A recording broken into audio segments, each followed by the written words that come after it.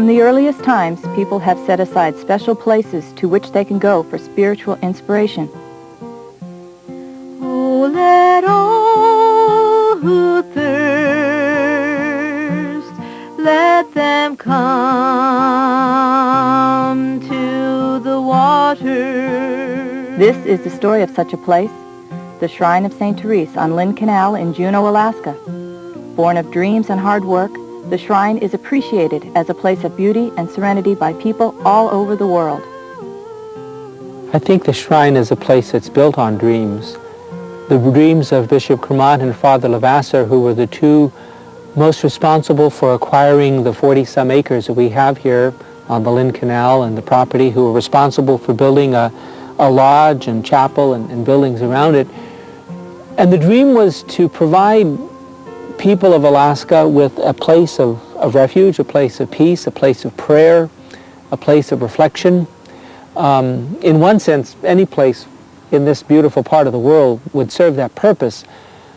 But there's something to having a particular spot dedicated, set apart, consecrated, if you want, as a spiritual meeting place for people, where people could get in touch with their own inner spirits, where people could reach out to the spirit of the earth, the spirit of nature, the spirit of the water and the sky, and where people could ultimately reach out to the Spirit of God.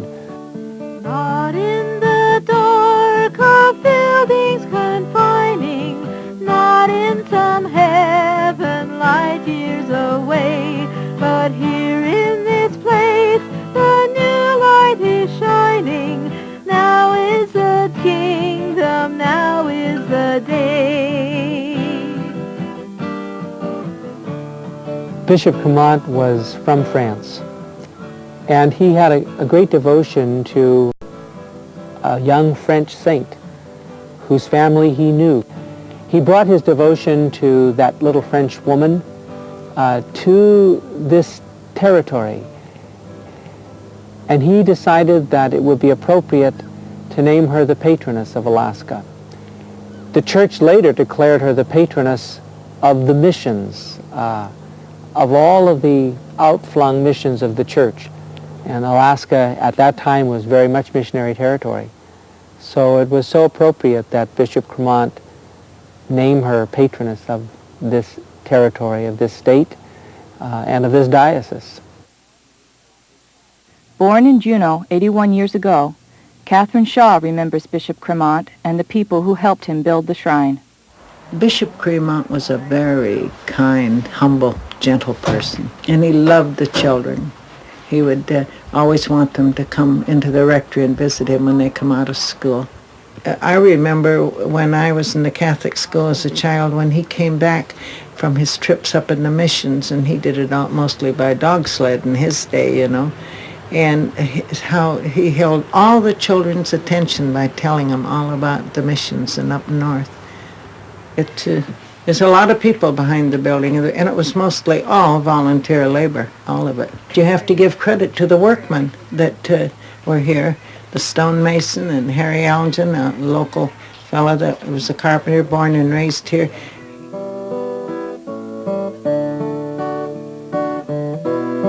It is so quiet and so beautiful here, and you just feel close to God when you come out here. The presence of the shrine is a mark of the faith of people 50 years ago who built the shrine. We could think of all of the rocks that make up the Stations of the Cross, that make up the chapel, were carried by hand, many of them by children, by young altar boys. Father Levasseur used to bring kids out on weekends. They'd camp out here and they'd carry the stones over. The older people came, continue to come. So it's an expression of people's faith, their faith again in the spiritual, their faith in God.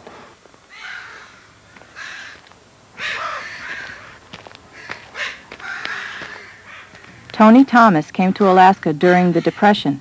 He helped to carry the stones and boards from which the shrine is constructed. I arrived here in 1938, Ketchikan, Alaska, and things are pretty tough down there. There are strikes and so forth. So in October I came up to Juneau, and things weren't too great yet. You know, it's picking up odds and ends, little jobs and so forth to keep going. And then I got acquainted with Father Levasseur, and he offered to bring me out here, and I'd get my food, and he couldn't pay me any wages or anything because he was on a shoestring. And so that was my beginning out here. We must have had about around 6 or 8 of us there, and fellas that were driving the old Chevrolet truck, and then there'd be from all walks of life. This one fella, he was a school teacher, and there was no positions open for school teachers, and so he came out and offered his services to Father. And I was just 21. Anybody wanted some errands around, or wood or planks or stuff like that, well, I'd do the job. Here in this place, new light is streaming. Now is the darkness vanished away. See in this space our fears and our dreamings, brought here to you in the light of this day. So much of my own personal spiritual life as a bishop and as Michael Kenny is associated with the Shrine of St. Therese.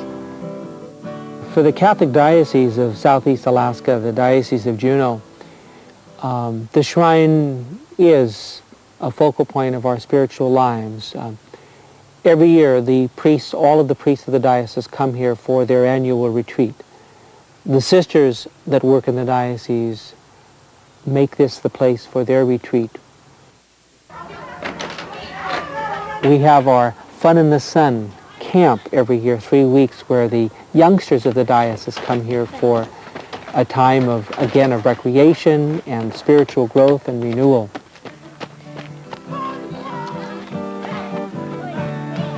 Gather us in the lost and forsaken. Gather us in the blind and the lame. Call to us now and we shall awaken. We shall arise at the sound of our name. My name's Teresa and I'm from Crete, Alaska. It's a lot of fun here and I really like it a lot. My mom sent me up here so I could learn more about my religion and to be around kids my age. Time for class! Come on, Billy Bobby. Hey, come on! I got your turtle. I'll hold it for you. Okay. Come on, guys, we need you. Well, now we want to talk about all of creation and see what we can do as friends of the earth. Yep. And you see what that says there? What? Let the rivers clap their hands. Read it with me. Let the rivers clap their hands. Let the sea and what fills it resound. The mountains shout for joy. This is a place of weddings. We had, I think, something like 36 weddings last year. Holy Father, creator of the universe, maker of man and woman in your own image and likeness, source of blessings for married life, all of us here today pray for this woman and this man who are united as husband and wife in the sacrament of marriage. And this blessing we ask through Christ our Lord. Amen.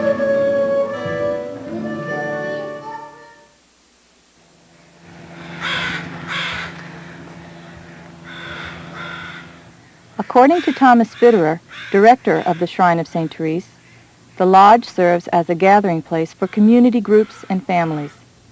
It is also a place of retreat for those in need of healing or seeking to share experiences. We utilize the lodge for retreats almost every weekend now throughout the year, and sometimes during the week. Oh, come on. The nuns and the priests. The professional holy people. Her name is Dr. Kathleen Chesto. She holds a Doctor of Ministry degree. This is a family retreat, and the idea actually came from families themselves. an opportunity for not just a mom or a dad to have a getaway, but to bring the whole family together to maybe do some praying together, but some fun things together, and meeting with other families to talk about this particular weekend is on family values. Peter built the church on the rock of our faith. His banner over me is love. Peter built the church on the rock of our faith. His banner over me is love. His banner over me is love. People come here, not just religious or churchy people.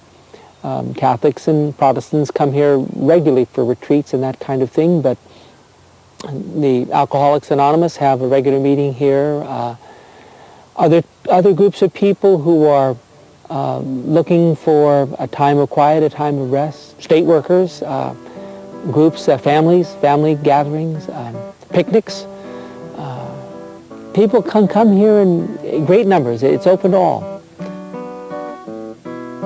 Natural surroundings are almost magical here. It's a place where I like to come to depressurize. It seems whenever I come out here, things relax. Everybody tends to lighten up. It's just a nice place to be. Here's some. I'm real proud to know that my church has its history here with the shrine. That the Catholic Church built the shrine, and I'm real proud of that fact. But I'm also real proud of the fact that other denominations now use it, and it's not just Catholic. It's everybody is welcome here, and it's a great place. And people feel that the shrine, in a sense, belongs to them.